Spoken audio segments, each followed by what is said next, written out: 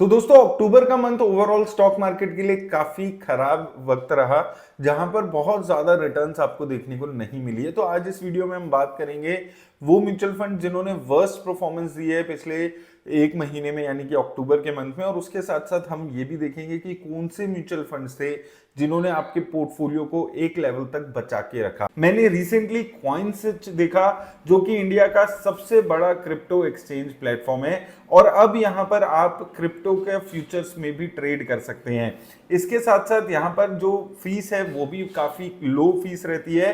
350 से ज्यादा आपको कॉन्ट्रैक्ट्स यहां पर मिल जाते हैं। और इसकी अगर हम लीवरेज की बात करें तो 25x की लीवरेज है, यानी कि अगर आपके पास 1000 रुपए हैं तो आप 25,000 रुपए तक की अमाउंट का ट्रेडिंग यहां पर कर सकते हैं। प्लस अगर आप फ्यूचर ट्रेडिंग में नए हो तो यहाँ पर आपको 15 दिन की 100% फीस रिबेट मिलती है, यानी कि आप अपनी फीस में सेव करोगे डेफिनेटली। इसके साथ साथ अगर आप देखें, ये एक FIU रजिस्टर्ड एक्सचेंज है जो financial intelligence unit of India के द्वारा रजिस्टर्ड है। और इसके साथ साथ 2 करोड़ से ज्यादा यूजर्स इसके हैं जो इस प्लेटफॉर्म पे भरोसा करके चल रहे हैं। और एक जबरदस्त फीचर और है स्मार्ट इन्वेस्टमेंट, जिसको यूज करना बहुत ही इजी है।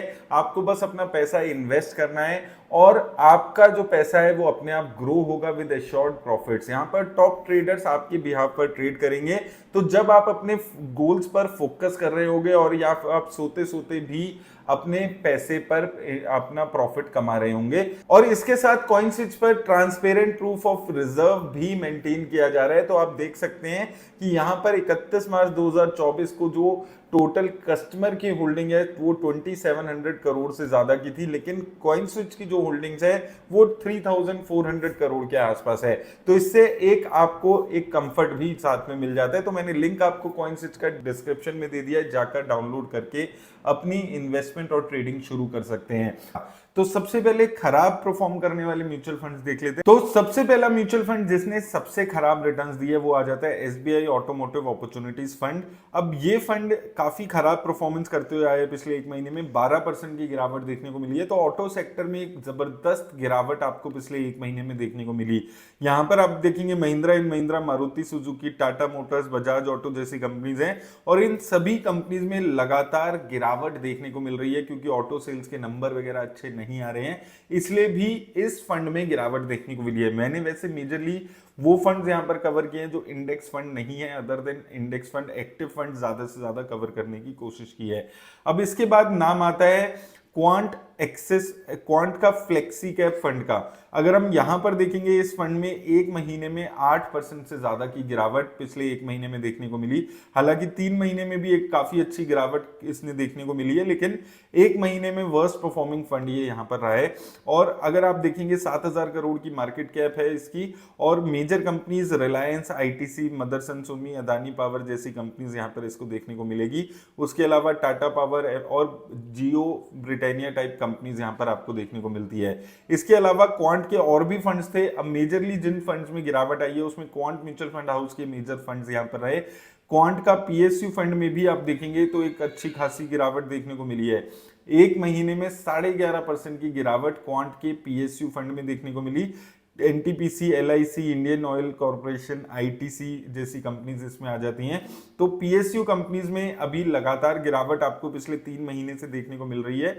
देखेंगे 3 महीने में 14.5% की गिरावट इस म्यूचुअल फंड में आ चुकी है, और 6 महीने में भी अगर आप देखेंगे तो सिर्फ 2% का उछाल यहां पर इस म्यूचुअल फंड में देखने को मिला है। इसके बाद नेक्स्ट म्यूचुअल फंड आ जाता है क्वांट मिड कैप फंड। यहां पर भी आपको एक जबरदस्त गिरावट देखने को मिली है। एक महीने में 7.5% के आसपास की गिरावट इस म्यूचुअल फंड में भी देखने को मिली। तो क्वांट की म्यूचुअल फंड्स टॉप फंड्स रहे जो सबसे खराब रिटर्न्स देने वाले फंड्स में से। 9500 करोड़ की इसकी मार्केट कैप है इस फंड की, क्वांट मिड कैप फंड की। यहां पर सिमिलर कंपनीज है, देखिए रिलायंस, ऑरोबिंदो फार्मा, इसके अलावा सेल, IRB इंफ्रा जैसी कंपनीज यहां पर आपको देखने को मिलेंगी। तो यहां पर भी एक जबरदस्त गिरावट है, यानी कि जो क्वांट म्यूचुअल फंड हाउस है ओवरऑल उसकी जो भी टेक्निक है जिससे वो इन्वेस्ट कर रहे हैं वो अभी मार्केट में चलती हुई नजर नहीं आ रही है। इसके बाद आ जाता है क्वांट का BFSI फंड। यहां पर भी आप देखेंगे तो एक महीने में 10.5% की गिरावट देखने को मिली। तो रिस्की फंड हाउस में यही दिक्कत होती है कि जब मार्केट में थोड़ी सी नेगेटिव बनती है। तो दोस्तों ये कुछ फंड्स है जिन्होंने सबसे खराब रिटर्न्स अक्टूबर के मंथ में दिए, लेकिन कुछ फंड ऐसे भी हैं जो इस मार्केट गिरावट में एक अच्छी परफॉर्मेंस दिखा पाए।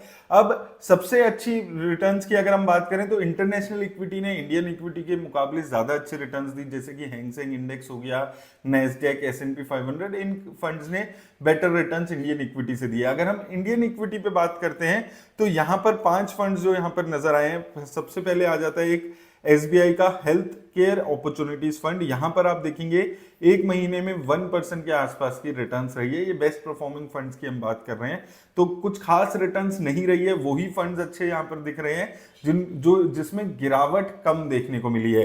तो सबसे अच्छा फंड रहा SBI का हेल्थ केयर फंड। यहां पर एक महीने में 1% का उछाल देखने को मिला। इसके बाद नेक्स्ट फंड आ जाता है DSP हेल्थ केयर फंड। यहां पर भी अगर आप देखेंगे तो लगभग नील रिटर्न है, 0.008% के आसपास की गिरावट देखने को मिली।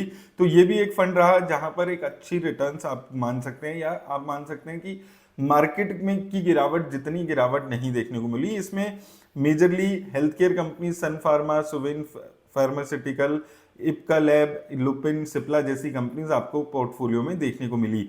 इसके बाद 2-3 स्मॉल कैप फंड्स थे जहां पर एक बेटर रिटर्न्स रही, क्योंकि एंड में 2-4 दिन आप देखेंगे स्मॉल कैप फंड्स जो थे, इंडेक्स जो थे, उसमें अच्छी परफॉर्मेंस देखने को मिली।